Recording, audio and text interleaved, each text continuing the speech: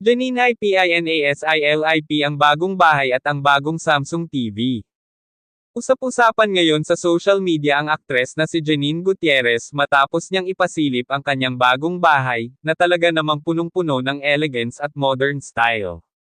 Bukod sa kanyang napakagandang bagong tahanan, agaw pansin din ang kanyang bagong Samsung TV na may state-of-the-art features na bumagay sa kanyang sophisticated living space.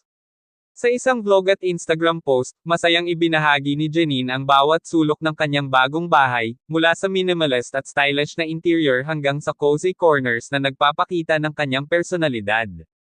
Ngunit ang isa sa mga pinaka-highlight ng kanyang home tour ay ang bagong Samsung TV, na ayon kay Janine, ay isa sa kanyang pinaka-favorite na addition sa kanyang tahanan. Perfect siya for my movie nights and binge-watching series. Ang linaw ng screen at ang ganda ng sound quality, ani ng aktres.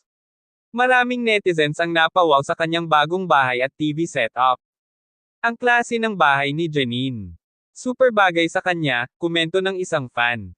May ilan ding natuwa sa kanyang pagpili ng Samsung TV, lalo na't kilala ito sa premium quality at high-tech na features.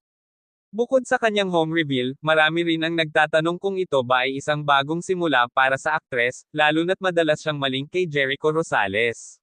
Maraming haka-haka ang lumulutang, ngunit sa ngayon, mukhang mas focus si Janine sa kanyang career at personal space. Ano sa tingin nyo, mga fans? Bagay ba kay Janine ang kanyang bagong tahanan? I-comment ang inyong opinyon sa ibaba at huwag kalimutang i-like at i-subscribe para sa mas marami pang exclusive updates.